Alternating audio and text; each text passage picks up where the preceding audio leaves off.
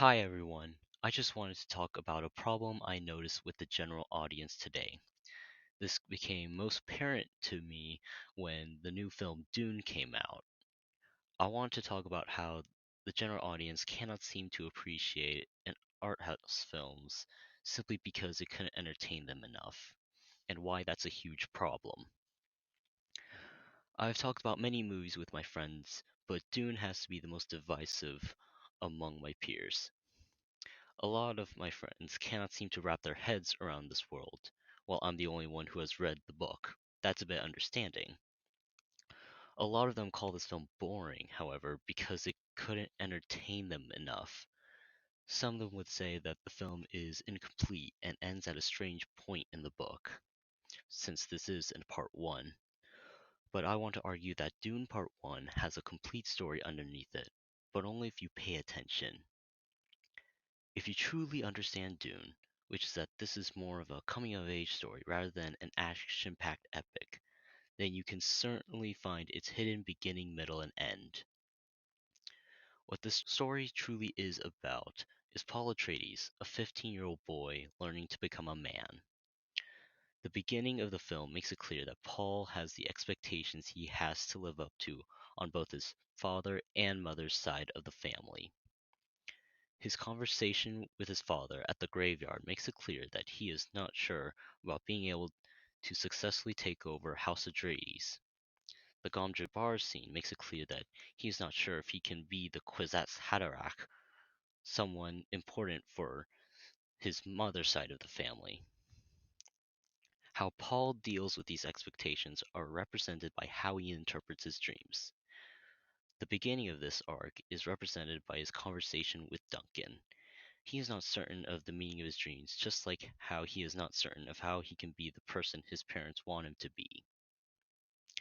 The middle of this arc is represented by the still tent scene. His visions are more clear thanks to the spice, and he sees the future better. He sees the battle that will ensue and notices that the golden armored people are associated with him. That army is called the Fedaykin. If you look closely, there is a shot of the Fedaykin soldiers with blood-stained armor. Timothy Chalamet does such a good job at conveying Paul's reaction to this vision and how he fears the blood that will be spilled in his name. At this point in the story, things have gone off the rails thanks to House Harkonnen attacking House Atreides on Arrakeen. House Atreides is doomed because of this disaster, and it's up to Paul to figure out how to solve this problem. The still tense scene represents Paul being afraid of how he can live up to his parents' expectations. He's afraid of what the future holds. The end of this arc is represented by Paul's final fight with Jamis. The end is not a big CGI battle like in most blockbusters, but a more personal fight. There are many ways to interpret this fight, but I like to stick to how this relates to Paul's arc in this film. Paul has seen two different futures, one where Jamis is his mentor, and the other where he is Paul's killer. Paul is conflicted throughout this fight because he knows that Jamis can be his friend and wishes to spare him, but knows that might lead to his own death. Paul ultimately kills Jamis, an outcome that he did not see in his visions, but chose to make happen. Paul has learned by the end of the film that despite what his visions of the future tell him, he must decide what the future holds. This goes back to how Paul deals with his parents' expectations, because he must understand that he has to forge his own destiny. There's a lot in this film to unpack, and it requires you to pay attention and interpret its meaning. Dune is a once in a generation miracle because it is such a rare case where a major studio is willing to put in a blockbuster budget for this kind of story. When studios greenlight a film with a blockbuster budget, they are thinking more about how to appease a general audience. That kind of mentality is thinking more about how to print money. Denis Villeneuve is a director who has loved the book since he was 14, so this film is clearly a passion project for him. And it's great that there are studio executives at Warner Bros. And Legendary who greenlit this film without even being certain if this can appease the general audience. That tells me those studio execs did not think about making a profit, but more about crafting a work of art. Most studios treat blockbusters like a product on an assembly line, formulaic entertainment that is easy for the audience to enjoy and doesn't take any thinking to understand for the story. However, these stories lack substance to it. Even the filmmaking process is bland with an overabundance of CGI and green screens. I love the MCU as much as anyone, but that is something that is lacking with them. The recent films are starting to improve upon the criticism, but they ultimately fall back to a standard CGI final battle. Dune is a blockbuster that is actually challenging the audience to think a bit deeper about the stories. It is also challenging Denis Villeneuve as a filmmaker on how to craft such an ambitious story. This film is shot on location with full scale sets. Denis wanted to shoot as much as he can in front of the camera. He could have shot the film in front of the green screen in a studio lot to make things easier, but he wanted to bring a story he loves to life and give the shots some realism, since most of the shots had minimal CGI. Dune is able to excel in every aspect of filmmaking because it is made by people passionate about the story.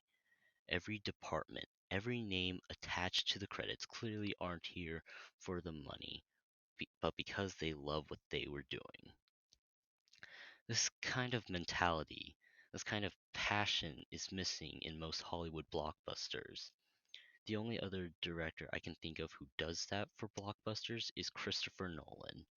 Something I noticed with both Christopher Nolan and Denis Villeneuve is that they both make films that challenge the audience to use their brain cells to enjoy. There are many great art house films that are like this, but these two directors give them a high budget to do so. What baffles me most is that a general audience cannot seem to appreciate a film that has such an experimental story simply because it couldn't entertain them. Let me be honest, I find that incredibly childish that people cannot sit through a film that takes brain cells to enjoy. I'm sorry, but it's true. This leads to such a huge problem for struggling directors. Because of this issue, there are so many great directors with such great ideas struggling to find a studio willing to greenlight an art house film.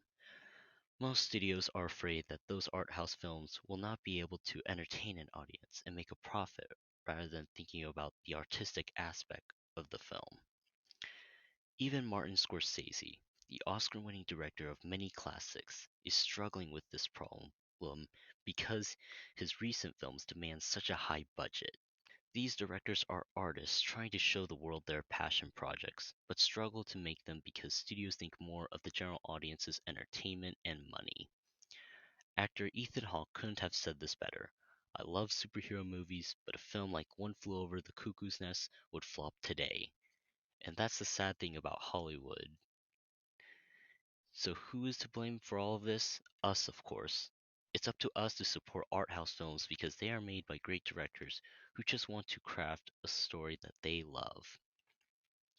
In conclusion, Dune is a once in a generation miracle that requires us to think deeply about a story's meaning, despite having the same budget as other contemporary blockbusters. I hope this leads to people appreciating such experimental stories more than formulaic ones. I hope this encourages Hollywood to be more willing to allow artists to make experimental stories with a higher budget. Thank you so much for watching. Be sure to like and subscribe, share your thoughts on the comments. Bless the maker and his water.